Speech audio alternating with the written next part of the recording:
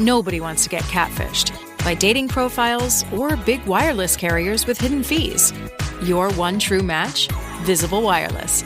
It's one-line wireless with unlimited data and hotspot for just $25 a month, taxes and fees included. Now that's a green flag. And it's fully digital, so you can switch as fast as you swipe. Tap the banner to learn more. Terms apply. See visible.com for plan features and network management details. USAA knows dynamic duos can save the day, like superheroes and sidekicks, or auto and home insurance. With USAA, you can bundle your auto and home and save up to 10%. Tap the banner to learn more and get a quote at USAA.com/bundle. Restrictions apply. K-pop Demon Hunters Haja Boys Breakfast Meal and Huntrix Meal have just dropped at McDonald's. They're calling this a battle for the fans. What do you say to that, Rumi? It's not a battle. So glad the Saja Boys could take breakfast and give our meal the rest of the day. It is an honor to share. No, it's our honor. It is our larger honor. No, really. Stop. You can really feel the respect in this battle. Pick a meal to pick a side. Ba-da-ba-ba-ba. At participating McDonald's while supplies last. Start your day with Quaker Protein Instant Oatmeal. The instant oatmeal ready to help you tackle whatever your day brings. Like wrangling your toddler into their car seat. That was fun. Coaching your 6th graders soccer team. Go girls! And carrying all the groceries in one trip. Whew. Try Quaker Protein Instant Oatmeal, granola, and bars. Great taste and a good source of protein. Quaker, bring out the good. Welcome back, everyone, to the Skating Penguin Network. It is Robbie here with Snail, and we have a few games to catch up on from the weekend, and a big weekend for the Penguins. But before we dive into that, Snail, how are things out in Seattle? I know here in Western Pennsylvania today, it was cold today. We had some places had some snow. We did not, but it has been another roller coaster week of weather. But it was cold today, and hopefully a warm-up's coming here soon. But it does not feel like April out here. Oh, that sucks, man, because I'll be honest with you, it's been nice out here, man. Like nice bluebird days, sunny. It's just I mowed my lawn the other day, got a little not quite a sunburn, but a little sting on the face in all areas exposed. I hope, dude, I saw someone else post from another part of the country too that they got some snow, and that scares me. I don't like the idea of. I don't want to go backwards. I'm down for you. I can have one false spring a year. If you hit me with two, you kind of lose hope. Yeah. It's we didn't get snow here, but we did, some areas around us got snow. I definitely do not want snow because we had 80 over the weekend. And 80? Yeah, right about 80. It was beautiful. That's July for here. Yeah, and then it completely reverted back to like winter weather the past few days. So I would gladly take even 60 degrees after today. But it is supposed to warm a little bit. But, man, it has been 35, 40 as a high is just too darn cold for April 7th. I need at least mid-50s, low 60s by this time because it is still I'd prefer to wear shorts outside, not have to put pants on just to go outside this time of year. But it was beautiful today. It was absolutely pristine day, just that temperature needed to tick up about 20 degrees. Aren't the Pirates playing? Like, isn't it a bit cold to be playing in like 35-degree weather? Yeah, they're all bundled up. It hurts when you hit the ball. Everything, it stings when you get hit by the ball. But again, I played baseball growing up here in Western Pennsylvania. I played in about every weather imaginable. I'm sure. I played in cold weather. I played in hot weather. I played in, flurries around rain, sun. I played in about everything. And so I know what they're going through. It's just you got to bundle up tight and try to keep the hands warm. Yeah, you do. And well, I hope it reverts back for you guys because let's get this going here. It's playoffs are right around the corner. It needs to be warm out, and let's get this. I'm over winter, but you want to talk about hot hands, Robbie? Keeping warm hands. The Penguins have some warm hands right now. Everybody's hands seem to be warm, hot even maybe. Yeah, you can't really say anything more about what the Penguins did this weekend of the Florida Panthers other than belt to ass for 120 minutes, basically. Saturday, again, a lot still to play for. I mean, they were in good position, but 2 wins this weekend could have really kind of locked everything down. And Saturday, they go out and they just drop 9 on the Florida Panthers. And again, Florida is beat up. They are obviously not making the playoffs this year. Mm-hmm. The dream of 3 straight Stanley Cups is dead. But, hey, they're still playing for pride. They want to ruin someone's season. But the Penguins, Evgeny Malkin, a hat trick, the first Penguins hat trick this season. What a game from 71. He had 4 points. Erik Karlsson, I mean, not much you can really say about Erik Karlsson. Another just superstar game from him. 4 points from him as well. Just, I mean, they go out there Saturday and they chase Bobrovsky. I think at that point was the third win in a row. They chased the goaltender or something like that. They chase Bobrovsky. Tarasov comes in, and they just kept scoring. And who was in goal? I can't remember who was in goal for that game. That was it was Shelovs. Yes. We'll talk about the goaltending here in a second, but Shelovs gets to start in this game. Not his best performance, especially early, but the Penguins just put 9 on the board. It wasn't really going to matter what Shelovs did too much in net. But, hey, the first of these weekend doubleheader at home against the Panthers, great way to start it with a 9-4 beatdown on home ice. Yeah, I mean, they look like the Harlem Globetrotters out there, and I think with where the there's nothing more you want from this team right now than a win like that over a team that they should beat. On paper, Florida's decimated with injuries. I think they were eliminated over the weekend. If I'm not 100%, they might have been officially eliminated due to the Penguins, which is always it's always nice to be that team. Put a nail in the coffin for a group like the Panthers. But yeah, man, you needed a good win where it just says this, you remember a few years ago, they needed 2 wins and they had Chicago. I remember it was in Chicago. Remember that? Yeah. I think what's his name? Something Athanasiou.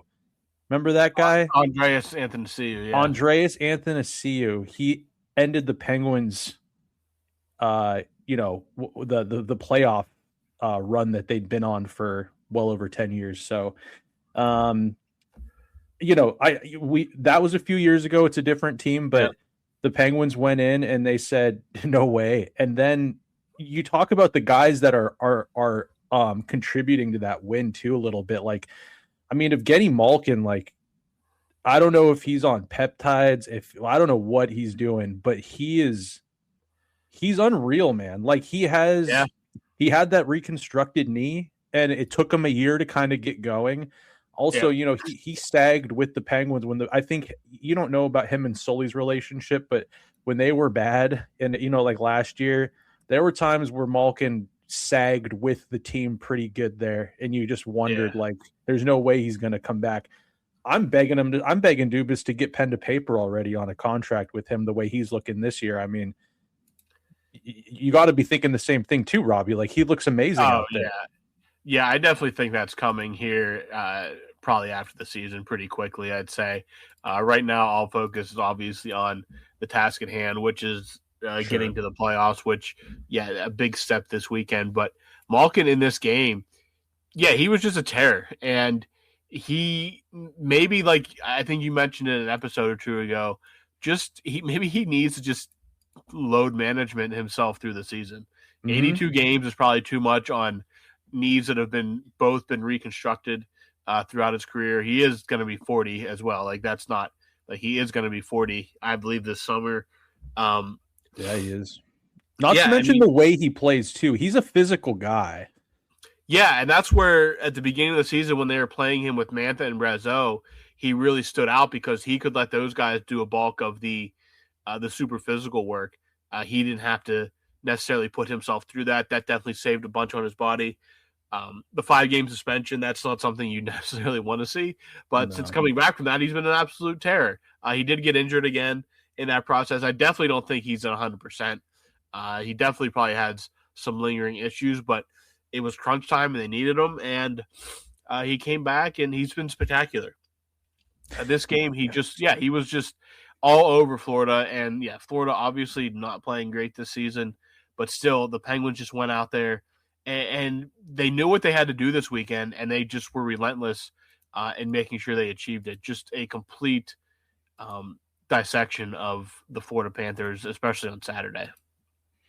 Yeah, man, it was great to see, and they needed to beat Florida. Like, I can't overstate that. It was they needed to no overtime, or like, I mean, you could, I guess, if it needed to go to overtime, sure, but they needed 4 points out of this weekend, and they did just that. And I don't know if you're scoreboard watching, but it's Tuesday, April 7th, about 7:25 Pacific time, so that makes it 10:25 out there. Yep. I mean, Columbus just won in overtime against Detroit about an hour ago, and Philly won again. I think they've won 10 of 11, and they need to clinch, man. Like, their strength of schedule, the Penguins' strength of schedule isn't world beaters coming down the pipeline here, but they need one more, man, to clinch, right? They need 2 more points.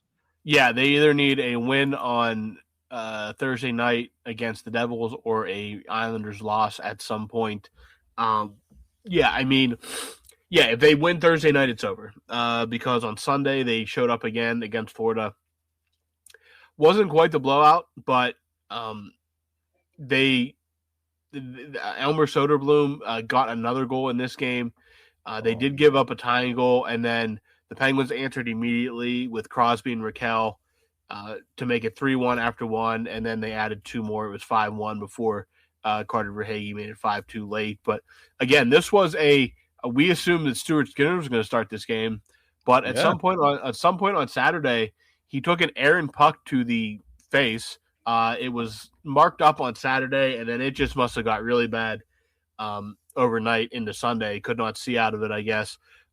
They had to make an emergency call-up of Taylor Gauthier because they couldn't get Sergei Murashov to Pittsburgh in time. He did make it during the game, but he didn't get there in time to be the backup goalie and get warmed up.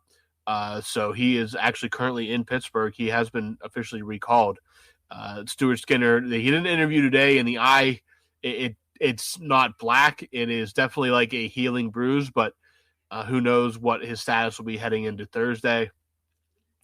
Maybe we see Murashov, maybe we see Shilov, maybe we see Skinner back in the lineup. But whatever the case, with the win on Sunday, they are now just a win away from returning to the Stanley Cup playoffs. And you have 4 games left. Let's just do it on Thursday and get it over with. Just take care of business. Jersey's out of it. Just go in there. Again, that's a place that's been hard to play, but you're finally getting some days off to rest up. Just go in there, take care of business, get that little X by your name. You can't really do anything else. The Metro, Carolina sewed up the Metro tonight with a win. So basically you're just looking to hold on to second place and home ice, which you're in good position to as well. But yeah, I mean, go into Jersey, wrap up that playoff spot, and then focus on home ice. And then we're about this weekend, Snail, we're probably about a week away from the return of playoff hockey to Pittsburgh. Dude, let's fucking go. I used to pray for times like these. Yeah, man. It's they need to beat Jersey. I watched that game today, Flyers Jersey, or Flyers Devils. Dude, yeah. Jersey's bad. Yeah, they're not good. Yeah. They really regressed, I feel like, or I don't know what was going on, but they couldn't string much of anything together tonight. And so there's really no excuse for the Penguins to take it easy on them or cough up a loss in any sense. But this is a different team, and I have confidence. There still is always a lingering kind of fear. It's sports, Robbie. Anything can happen. But yep, probability would say that this should be a pretty. No, this shouldn't be necessarily a cakewalk, but this should be a simple 2 points business trip. You know what I mean? Like, it should be completely like, what's on the line now. Like, you have guys that have been there before. There's a lot of young guys on this team, but that roster is full of guys that have been there, done that before. in the NHL at all positions. Crosby finally kind of looks like he's getting back to as close to 100% as you're going to be this time of year. The legs are obviously banged up, but Crosby was fantastic this weekend. He goes out, he passes Steve Yzerman, he clinches his 21st point per game season in his career. Evgeny Malkin hits 1,400 points in the process. Erik Karlsson was named team MVP, which I don't think anybody can really argue with how he's been playing over the past, especially since the Olympic break. But really, he's been fantastic all season. We'll call that the Dan Muse effect. But Ben Kindle was their rookie of the year. No real surprise there either. But everything is just kind else that could have made a running for that. I mean, the only other rookie that really had a major impact was Shilovs. I mean, that's right. Shilovs is a rookie. That's the only other real rookie that played more than a handful of games. Bronicky, if he could have stuck, you maybe would have thought. But I mean, Kindle obviously has just been out of this world this season. Can't really say enough about him. Everything they've done has just clicked right now, and taking care of Florida, which you don't see home back-to-backs against the same team very often. Like, that's very rare. I don't think I've ever seen it. Yeah, I'm sure it's happened before, but like, again, when you're trying to put together a schedule and you got a whole bunch of stuff going on, you kind of have to, if this has to happen, it has to happen. But again, they're not great on, we always kind of joke about how they play on weekend afternoonish games. I thought they've been much better at that this year. Again, they're a good hockey team, and Florida is dreadful. I mean, Florida, they're putting guys on the ice that I literally had never heard of in my entire life. And they just went out there and did what they had to do. There was no there's a couple moments where Florida, it was tied briefly. Florida made a little bit of a fight, but I think you kind of got I think it was Sunday's game, kind of the encapsulation of the weekend. Matthew Tkachuk went to lay a big hit on Crosby, and he bounced off of him like a pinball, just flat on his back. The crowd loved it. Crosby just kept on skating. Florida was one just because of how they play. I was a little concerned, just don't do anything stupid, don't get anybody hurt. It seems like outside of the freak accident to Stuart Skinner's face, it seems like everybody got out of it A-okay in this one. But Shilov's, credit to him, 2 games in a row. He's already played more games this year than he's ever played at the NHL level by far. I'm sure that he enjoyed this 3 days off. I'm sure everybody enjoyed the 3 days off. They haven't had 3 days off since January in a row outside of the Olympic break. This is only their second this is only their second time since the Olympic break with more than 1 day off. They had 2 days off, mid-March, something like that. So yeah, they are they're just clicking right now. And outside of that Tampa Bay game, which I kind of had a feeling when I woke up on Thursday, I just don't think they're beating Tampa Bay tonight. Just something weird, Tampa Bay has a lot to play for. Pittsburgh, it was just on the road after a very successful back-to-back against the Islanders and Red Wings, which pretty much put you in the position you're in. I just didn't have a good feeling about that Tampa Bay game, and got a little lopsided. But they recover, they come home, and just beat the Panthers into dust, basically. And that's what that's what a good team has to do to a bad team this time of year, especially when those 2 wins put you right on the brink of being officially in the playoffs. Yeah, man. To piggyback off what you said, that Tampa Bay game, I mean, I was hoping for a win, obviously, but Tampa's so good. I feel like if they're we're going to squish you, they just kind of do it. Yeah, they just feel like they have a level that they can reach. Again, they're another team that, they haven't been back to the Cup final in a couple years, but I mean, they've been there, done that. And they have some banged up. They're banged up too, but Kucherov's playing on another planet. Gensel's there. Vasilevsky can just go God mode at any moment. And they have probably the best coach in the NHL. So, yeah, a lot going against you in that one. But, God, that Kucherov goal was just I don't know. That was some weird globetrotter shit that he did. But yeah, they were primed and ready for the Panthers. And, this 3 days off, like you said, I don't even remember looking at the calendar and seeing 3 white spaces between colored spaces on the schedule. It's insane, the run. So it's only going to benefit them too. Like, this is, it's not like they're going to be rusty. They're going to come back just a little bit healthier, just, probably 15% healthier than they would be on a normal evening. And man, it's going to be interesting to see what they got. I wanted to touch on the goaltending again.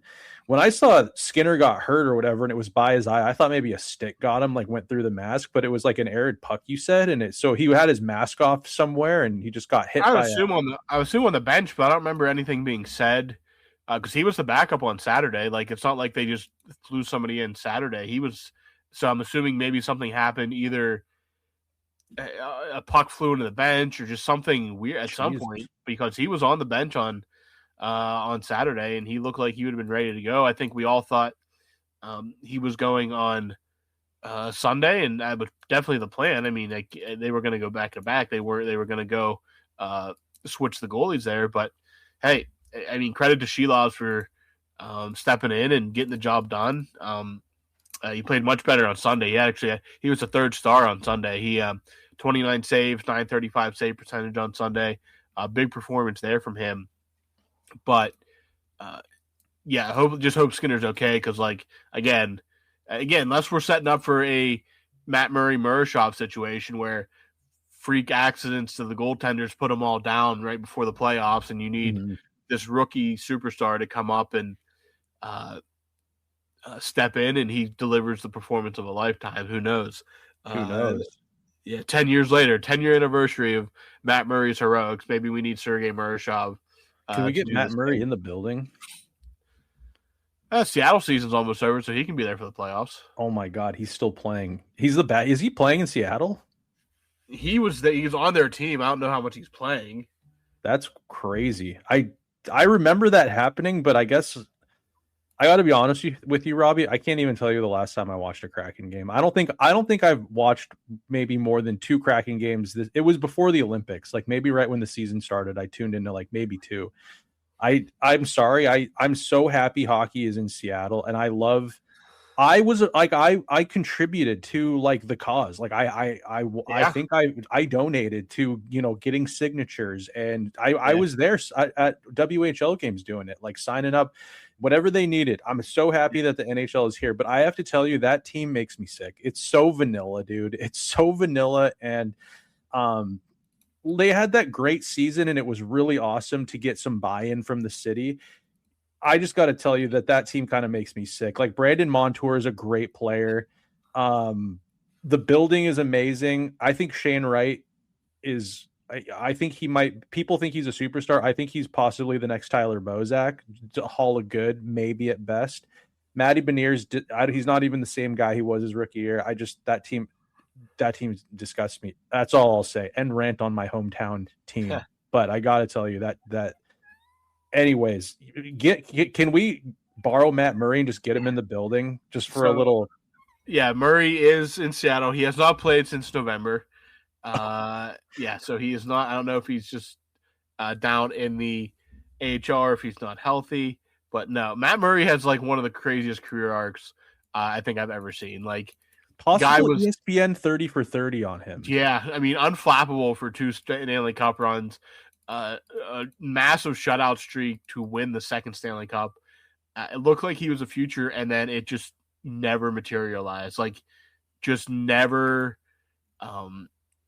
came together for him. And I kind of blamed it on like random injuries or his father passing. And like, I always thought he was going to like pull out of it, and he never did. And no matter where he went, he could just never stick anywhere. But like, again, he's a Pittsburgh legend forever. Like, he's never going to have to buy a beer in the city of Pittsburgh ever. But yeah, just a very odd career arc for what I thought was going to be the Penguins' future in goal. Like, I thought he was the guy for the next 10, 15 years. I thought so too, man. Like, it was a career arc, like you said, that kind of reminds me. Do you remember Scott Darling for the Blackhawks? Yeah. very similar, like kind of similar. Scott Darling didn't have the 2 cups like Murray did, but Darling had like a couple years where you're like, this guy is it. Like he's great. And then it kind of came Corey Crawford. Yeah, and then Darling went elsewhere to try to continue his career, and he was a gas can. So I guess it just happens, man. Goaltending's finicky. Who else? There's so many goalies that were like that. Remember something Campbell. He was with the Kings at one point. I think he was drafted by Dallas, and then he was with the Kings. Jack Campbell, and then he had the most consecutive wins in a row for the Maple Leafs. You tell yourself, no one wants your college-era band tees. But on Depop, people are searching for exactly what you've got. You once paid a small fortune for them at merch stands. Now, a teenager who calls them vintage will offer that same small fortune back. Sell them easily on Depop. Just snap a few photos, and we'll take care of the rest. Who knew your questionable music taste would be a money-making machine? Your style can make you cash. Start selling on Depop, where taste recognizes taste. They say you should learn something new every day. Like how you should only drink Jägermeister at 0 degrees Fahrenheit, ice cold. Like those frozen cavemen they find, which makes you wonder, what would a caveman think of Jägermeister? Well, if you served it warm, he'd probably throw it in your face, say, "Unga boonga," and storm off. And nobody wants that. So drink it cold or not at all. Jägermeister. Damn, that's cold. Drink responsibly. Jägermeister liqueur, 35% alcohol by volume, imported by Mast Jägermeister, U.S., White Plains, New York. Now streaming. Disney Plus invites you to go behind the scenes with Taylor Swift in an exclusive 6-episode docuseries. I wanted to give something to the fans that they didn't expect. The only thing left is to close the book. The end of an era. And don't miss Taylor Swift, The Eras Tour, the final show, featuring for the first time the Tortured Poets Department. Now streaming, only on Disney Plus. Amazon presents Jeff versus Taco Truck Salsa. Whether it's Verde, Roja, or the orange one. For Jeff, trying any salsa is like playing Russian roulette with a flamethrower. Luckily, Jeff saved with Amazon and stocked up on antacids, ginger tea, and milk. Habanero? More like habanero, yes. Save the everyday with Amazon. Yeah, and then they both let him go, and everybody was like, what are you doing? And then he just never materialized into anything. He went to Edmonton, and, well, that kind of explains it. He went to Edmonton, and then I think he signed like a minor league contract or some sort of league minimum deal in Detroit, I think, and he's never been seen again. So there's a lot. Goaltending's a weird position, man, but pertaining to the Penguins goaltending situation, you know, if you're Skinner, is there any concern that Murashov gets a start and then he shows out and potentially there's some decisions to be made going forward? Or do you think this is this one of those things where it's like enjoy maybe one start, and if we might not even start you if everyone's good to go, and then go back to the AHL and dominate and win a Calder Cup down there? Which one would you kind of lean towards, like the two polar opposites kind of? Based on the way that everything's kind of been playing out this season, I think and if Skinner's healthy, I think they're going with Skinner. Okay. I'm fine with that too. I think they want Murashov to get as much run in the AHL as possible, outside of and short of an injury. I think that it's Skinner if he's healthy, and then Shilov's the backup when we start the playoffs. Sheesh. It's exciting though, man. It's fun when you've got options like you've got. I wouldn't mind taking a peek at that Taylor Gauthier kid. His record in Wheeling is insane, and I mean it is the ECHL, but he has like every Wheeling goaltending record. Yeah, he's become Superman. Talk about he'll never have to buy a beer again in Wheeling, West Virginia. Yeah, well, I don't think people try to spend as much. They try to spend as little time in Wheeling, West Virginia as possible. What is a Wheeling? Where is West Virginia close to you? It's literally just south of us. But Wheeling, like West Virginia is weird. It has like a point that sticks up, like a very thin. It's probably like a couple miles long. But like you can be from Pittsburgh. You can be in Pittsburgh at like the border of West Virginia in maybe a half hour. Dang. Okay, so that's pretty close. Was Wheeling close to you guys then, proximity wise? Wheeling's probably 45 minutes from Pittsburgh. Okay. That's why because like they needed a body on Sunday and they could just put him in a car real quick and get him there. Whereas Murashov had to come from like literally 3/4 of the way across the state. Yeah, not possible. So, anyways, yeah, it'll be interesting. Who do you feel confident with going forward? Just like, would you go Shelovs or Skinner? Because they're kind of close. Skinner. You're going with Skinner? Skinner's been there, done that. You can talk about his inconsistency. He's played about the max games you can play the last few years as a goaltender. He does. He's been there, done that. Again, and he's playing for a contract right now. That can definitely motivate some guys. So if I'm Cal Dubas or Dan Muse, Skinner's my one until you think you need a change. But Stuart Skinner's my number one when they play game one of the playoffs here in about 10 or 11 days. Are you gonna? If you were Kyle Dubas, would you re-sign Skinner? It's gonna be really interesting because I think like if he plays well in the playoffs, you're gonna have a general manager out there that's just gonna like just go insane. Like you think like you're not desperate is gonna go out and hand him a bag? Yeah, I just think again, like you don't want to sign him to a long contract and then you're stuck with that contract while blocking the guy that you think. Yeah, I think somebody. Unless they can get like here's a proven contract for a year to stay in Pittsburgh, then the money wouldn't matter. But like Mantha, Mantha is the kind of guy that you have the cap space. You can give a bad contract to Anthony Mantha for 3 years. You'd go 3 years with a guy like Anthony Mantha?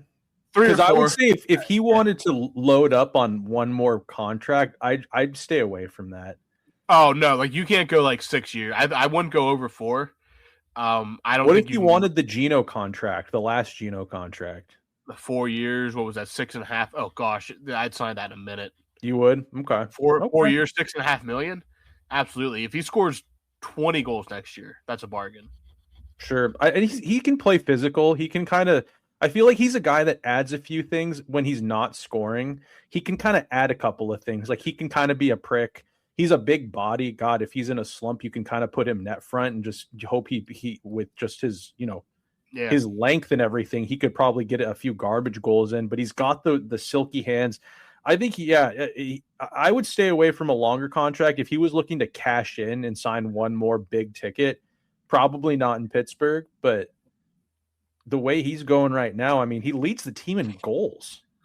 Yeah, he has 31 goals, 30 assists, career highs everywhere. And you think he likes Pittsburgh? Oh, I'm sure he loves Pittsburgh. It's just, again, the health concerns, but again, you can't, anybody can get hurt. He's coming off major knee surgery and putting up career numbers and playing well with the Penguins. It seems like guys like playing with him. He's a veteran and he's not really blocking anyone. He's only 30. He'll be 32 by the time next season starts. So you give him a 3-year deal. He's 35 at that point, and a deal that probably could be movable at some point as well.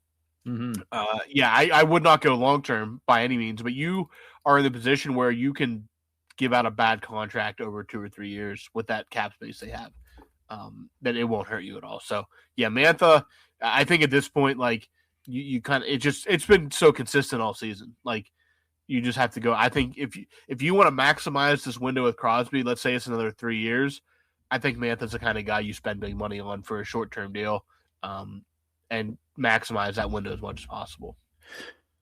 And the free agent class is so bad. Like, every big name is already off the board. They all signed extensions. So like that, I think that is the area where you can keep a guy like that in the fold. He's proven himself in Pittsburgh. Everybody loves him. And yeah, I think that's the kind of guy you splurge on, rather than going to an unknown in the free agent market or giving away assets for a trade that you don't know if it'll work out. Very true. Yeah, it'll be interesting to see. I'm sure Dubas. I trust Dubas, which I didn't really ever think I'd come to say like confidently, but I kind of trust he'll make the right decision. And Dubas isn't the Dubas of Toronto where he'll just give away cash. Like, I think he's gotten pretty stringent. I think he's gotten a little bit more stingy with, the money he throws around. He's obviously learned from past experiences. And I think that when it comes to Mantha and Skinner, he might say, "Love to have you back," but I'm not giving you an 8x8. I'm not giving giving Skinner anything. That God, if he turns into Jari 2.0, I just went through that. I can't go through that again. And I got guys on entry level contracts that are going to be the future here. So, no, if we're giving 8x8, then it's a guy like Chinnikov. Chinnikov is going to probably get 8x8. Just with the maybe not 3 years ago, he's an 8x8 guy. No, God, no. But with the things now and the way he's playing, that guy, man. Even Malkin came out and said, sign him first. Yeah, absolutely. And I love that common attitude. And how do you not love him?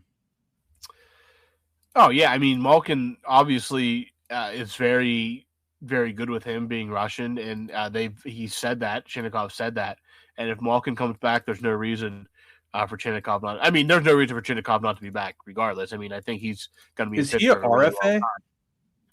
Yeah, so they have a lot of control there, and I think he's going to be in Pittsburgh. What if he wants to cash in though? What if he he goes, I'll go to free agency, and he has another year, scores 45 goals. Oh, he doesn't really have that option with a restricted situation. Like the Penguins can qualify him, and it would cost like a first round pick to sign him. So I meant like next year. I think you show him the money this year. I hope he likes playing in Pittsburgh. That's what I always hope that. Just like, oh yeah. Even if Sid's not there, it's a great people. I mean, dude, all the Penguins guys live there still. Ex Penguins and stuff. It seems like a great place. Everybody seems to love it. I can't really argue with that. But should the Penguins clinch a playoff spot, which it's obviously looking very likely, the first round opponent. It's looking increasingly like the Philadelphia Flyers. They won tonight against Jersey. It'll feed fans. I mean, that was probably at many points this year, maybe the most unlikely first round matchup for the Penguins. I thought forever it was going to be the Islanders, and then I thought maybe they're going to sneak in with the Blue Jackets. But now it's very, very highly likely that we're watching the Penguins Flyers battle Pennsylvania in the first round of the Stanley Cup playoffs, which, like you said, that'll feed generations. I mean, that'll power the state for at least a week.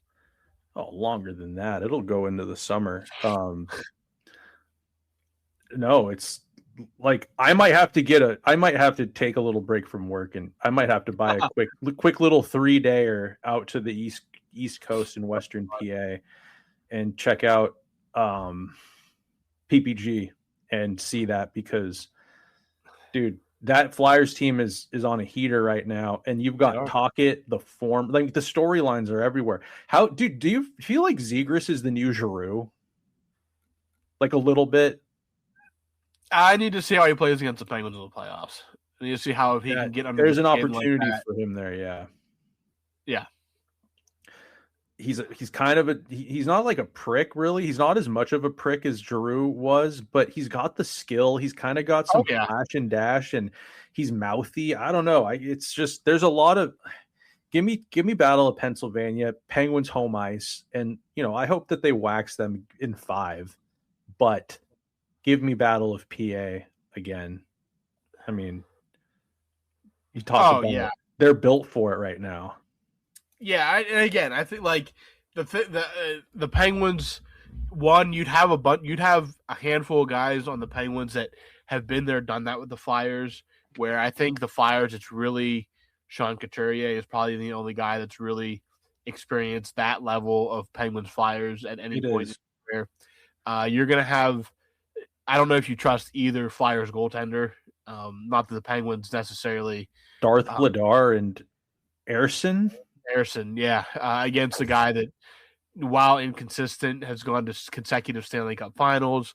Yeah, I think the Penguins would definitely be favored, but again, in a rivalry like that, it'd be great for guys like Kindle and Chinnikov to kind of get a taste of that in this as they're still young here. So, yeah, sign me up for it, because I mean, it's looking like that's where we're going outside of somebody falling completely off the face of the earth, but that is going to, be an insane matchup again, especially when it's kind of come out of nowhere. Like, we didn't think that this was even really realistic as like 2 or 3 weeks ago, and now it's like this is the most likely matchup for these two teams. I think I texted that to you like a week ago or something. I was like, give me Flyer, but it was like it was just a pipe dream then.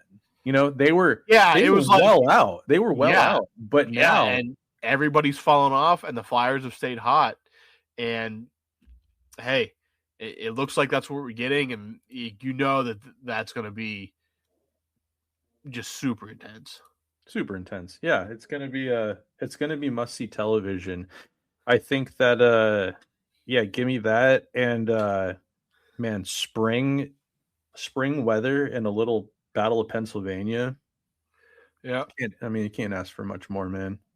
Absolutely, but crazy that would happen, and then Tocchet would be. Did the Penguins ever play the Flyers in the playoffs when Tocchet was the assistant coach behind Sully? 2018, or was he gone by then?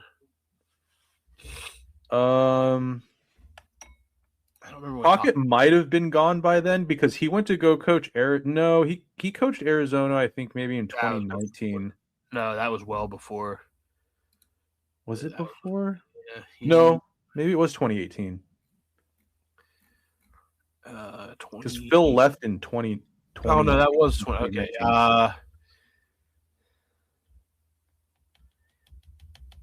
Oh no, he left after the Stanley Cup in 2017. He went to Arizona that year. Yeah, that's right. Yeah, I forgot about that. Yeah. Tocchet's been on both sides of the Battle of PA in multiple capacities. Yep. Forgot that he left right after they won the second cup. So yeah, I don't think he was.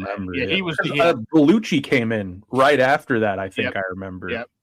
Yeah, and he was never on the staff before when they would have played the Flyers. So okay, he was never there for a Flyers Penguins series as a coach. Well, he'd probably love it more than anyone, and God, it would give me that. But the Penguins do have to handle business first, so. Yeah, they play on Thursday night. They play there in Jersey for a showdown with the Devils, and then another back-to-back over the weekend. It could very well be. They do play the Capitals back-to-back this weekend. Capitals are sneaking a little creepy. They're kind of, hanging around. Yeah, they're a little too far out now, though. Did they lose their last game? Yes. To the Rangers, I think it was. Yeah, they got blown out. They lost like 8-1. You think this is Ovi's last year? That's what I was going to say. I said very well could be Ovechkin's final game in Columbus or in Pittsburgh on Saturday, and it could be his final game against the Penguins on Sunday when they're in DC. So you'll have to see what him and Sid's reaction is after the game, because that is probably where it will be telling. Absolutely. He just suckers Sid and says, screw you, and leaves. I'm just kidding. He wouldn't do that. But, Penguins play Thursday night. A win clinches a playoff spot for the Penguins. Their first since 2022. Get ready, guys. Hopefully, when we're back here on Thursday night, we're talking about playoff hockey for certain. And, that's where we're at. 4 games left this season, guys. That's which is crazy to say whether the Penguins are going to the playoffs or not, that there's only 4 regular season games left. Feels like just yesterday we were talking about the first game of the season, but we're back. We're back, baby. Let's go. Penguins got to take this win in what they call it, the Rock in New Jersey. So, yeah. Probably a dump. I hope they go in there and just handle business and get right back out of there. That would be fantastic. We'll be there to cover it. All right, Snail, are you good? I'm good. Let's get all right. I'm good. We're gonna wrap this for tonight. The Penguins are back in action Thursday after a few days off. We will be back to cover that one after that one goes final. So tune back in here. But for Snail, I'm Robbie. You guys take it easy till Thursday night.